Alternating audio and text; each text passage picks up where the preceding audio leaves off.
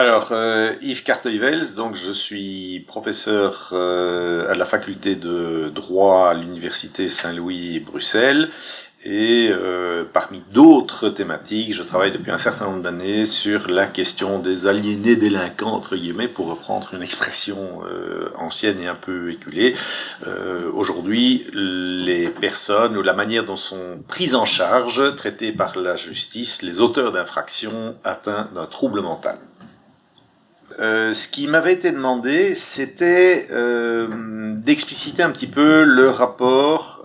entre les droits de l'homme et le droit pénal et de situer la question du handicap mental ou du trouble mental par rapport à ça. Alors, sur la question du rapport entre droit de l'homme et droit pénal, le constat, c'est l'existence d'un rapport ambivalent. Autrement dit, les droits de l'homme, et historiquement, ça s'est plutôt construit sur ce volet-là d'abord. Les droits de l'homme ont servi à inscrire dans le droit pénal une série de principes garantistes ou de principes protecteurs du justiciable face à la justice d'État. C'est ce qu'on appelait la fonction bouclier du droit pénal. Bouclier qui sert les intérêts du justiciable. Et toute une série de principes protecteurs qui ont été mis en place. C'est un petit peu l'héritage des Lumières et de la Déclaration universelle des droits de l'homme, la Déclaration de 1789. Et puis vous avez une autre fonction,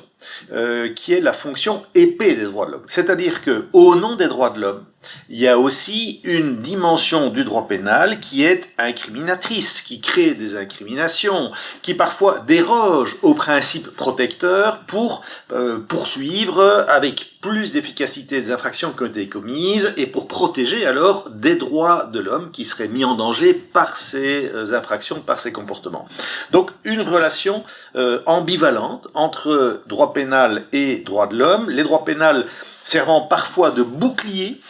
contre les excès du droit pénal et à l'inverse les droits de l'homme servant parfois d'aiguillon pour que on pénalise des comportements ou pour que on légitime des dérogations aux principes protecteurs fondamentaux du droit pénal. Alors que vient faire la question du handicap mental là-dedans? À la fin du 19e siècle émerge une nouvelle discipline dans le champ des disciplines scientifiques qui est la criminologie. Et la criminologie va mettre son projet scientifique au service du droit pénal en proposant un droit dit droit de défense sociale qui déroge aux principes garantistes du droit pénal. Donc la criminologie, et elle va s'intéresser notamment à la question des aliénés délinquants, met en avant un projet qu'on peut qualifier de sécuritaire, qui vise à défendre la société contre des individus qui sont considérés comme dangereux et qui, au nom de cette lutte prioritaire contre la dangerosité, vient déroger aux principes garantistes fondamentaux du droit pénal.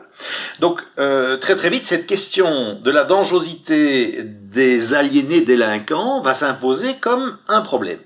Et avec une ambiguïté, parce que ce sont des personnes qu'il faut à la fois protéger contre une intervention trop sécuritaire, et puis ce sont à la fois des personnes considérées comme dangereuses et que l'on va vouloir prendre en charge alors dans des systèmes dérogatoires.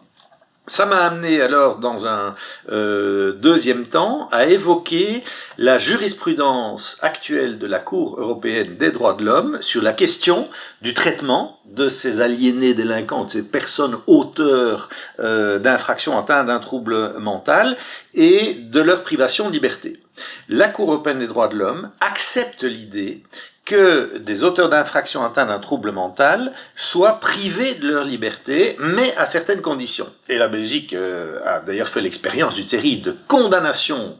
en rafale de la part de la Cour européenne des droits de l'homme, parce que la Cour estimait que les conditions de privation de liberté en Belgique ne répondaient pas aux exigences de plusieurs articles de la Convention. Alors quel est le critère clé qui est mis en avant par la Convention européenne européenne, par la Cour européenne des droits de l'homme, qui est donc l'organe qui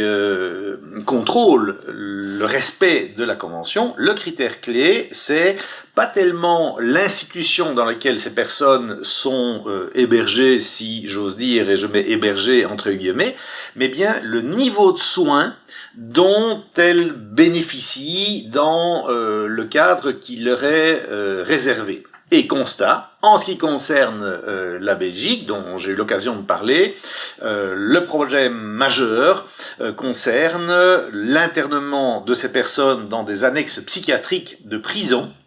et ça continue, dans donc un cadre qui, manifestement, pour la Cour, ne répond pas à cette finalité de soins adaptés à l'état de la personne. Voilà, en gros, les éléments sur lesquels je suis intervenu. Alors,